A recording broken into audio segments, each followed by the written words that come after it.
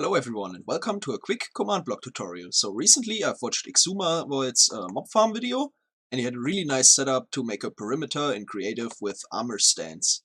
And since I'm messing around with stuff as well and carpet mod is not available for the snapshots, I need something to make perimeters as well, and I've improved it a little bit. But let's first of all talk about what exactly we're trying to do here. So we're trying to make a render distance perimeter for render distance 10. That would mean we want a 21 by 21 chunk perimeter, which I've already marked out. Here's the first corner of it. And let's fly 21 chunks over here.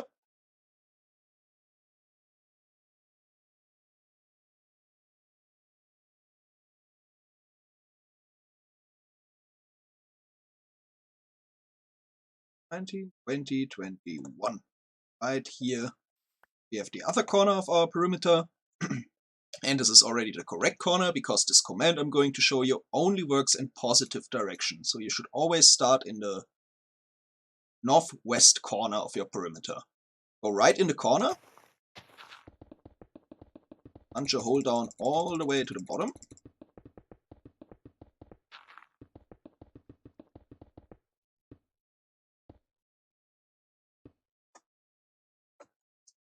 Actually, we should have placed the command blocks first, because now we have to go back again. Since this is a 21 render distance perimeter, we have to be in the middle while doing this.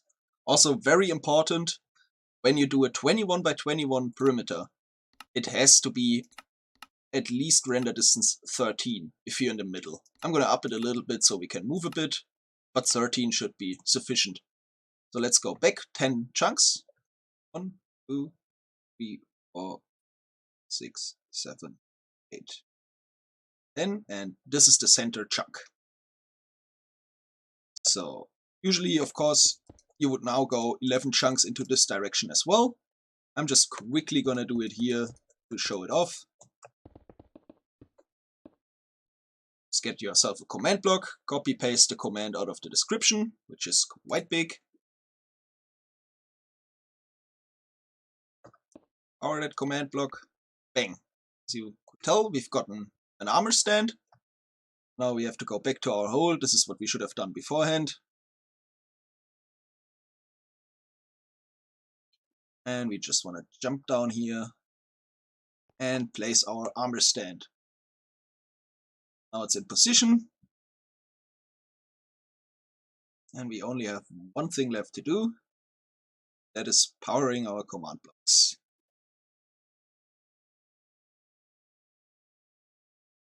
Okay, let's get a lever. I would suggest to be a little bit careful with that. This is really fast and can get really laggy, so you might want to place a lever here and be able to switch it off, or you want to change this first command block here to an impulse command block and attach a slower clock. That of course works too. But let's just see what happens. Yep. Here we go. Quickly punch it out again. So get rid of this here. And as you can tell, it's making a complete perimeter. It's also adding in walls up to Y80 on those both sides here. Everything is fine. The only time it can make some blocks is when you stop the machine. Right here it could form a cobble, but usually you would let this go and not stop it too often. And let's just turn it on again. See how bad it gets. Also, this thing clears out everything to 225 right now. I think that should be enough for pretty much everything. You can change the commands a little bit and get it higher up if you really need to. Let's stop it again before the game crashes. We're at 260 ms. Some quick stops in between. Good. Going. And as you can tell, it's causing havoc. There's nothing that can resist it. Quick stop. Let's check it out.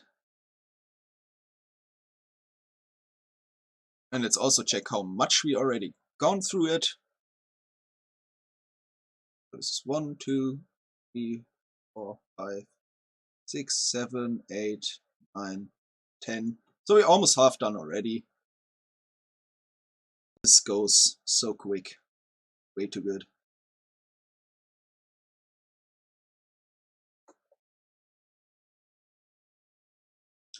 Actually, we should go a little closer now before we unload the thing, because if you are not close enough, it will just keep on teleporting the armor stand but not fill anything in.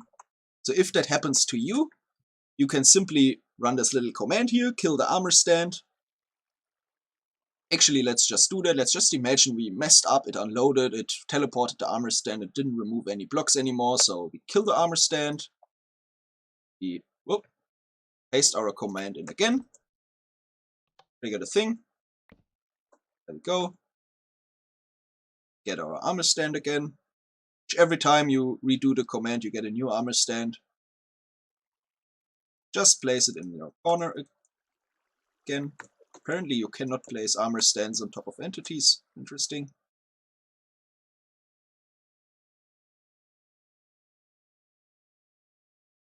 And let's just power this again. And it works. So even if you mess up, this should not break or do anything to you. The only thing that really changes is this whole command block setup here turns your game rule command block output to false. So afterwards, when you're done, you could simply do game rule command block output. As you can see right now it's false. That is what the commands do. You can set it to true again. But it's gonna spam the crap out of your chat. Show you. Yeah, that's what it does. So let's maybe quickly talk about how this command works. So our armor stand starts here. And by the way, those lighting glitches, they all fix themselves once you relog.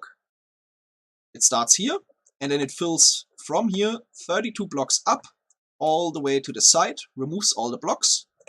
Then the armor stand gets teleported up 32 blocks, repeats the same thing, gets teleported up 32 blocks, repeats the same thing, and so on, and so on, and so on, up to 255. And then it gets teleported one forwards and all the way down here again, and repeats all of it. And this whole cycle takes exactly 1 game tick, since I've used chain command blocks only. And that means we can remove 20 layers of this perimeter per second with this repeating command block here. Of course, in reality, it's a bit slower because you have to stop it from time to time. But maybe let's also change this into an impulse command block. And just attach a slow clock. Check this out.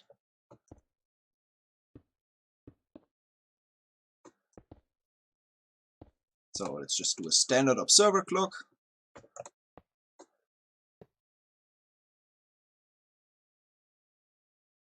And you can tell with a bit of a slower clock, it looks a whole lot different.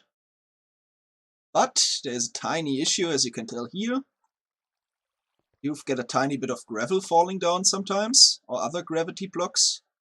So if you run this slower, just grab a command block and do kill. Oh, that was tab. Sorry guys. Add entity. Type equals falling block. Set this to a repeat command block. Done. Just power that. Now every game tick we will delete all the gravel as well. There won't be any blocks falling down, laying on the floor. And as you can tell, you can keep this going. We're rocking 100 MSPT, there should be no chance of crashing. Should maybe mention you should at least allocate 2 GB of RAM. If you are lower on RAM, you might want to do this slower in some way, or in multiple steps. But yeah, let's just stop this here now.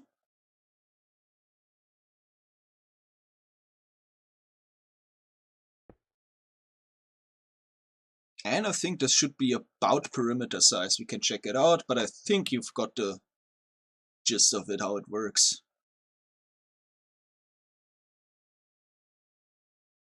4, 5, 6, 7, 13, 14, 15, 16, 17, and Minecraft stopped loading the world. That's the snapshot for you, but I think we have a full perimeter, and it's completely done. So I hope you enjoyed this video. I hope this could be helpful to you, especially in the snapshots where we do not have the tools to make perimeters. And yeah, give me some feedback in the comments, improvements, ideas how to make this even better. And yeah, bye bye.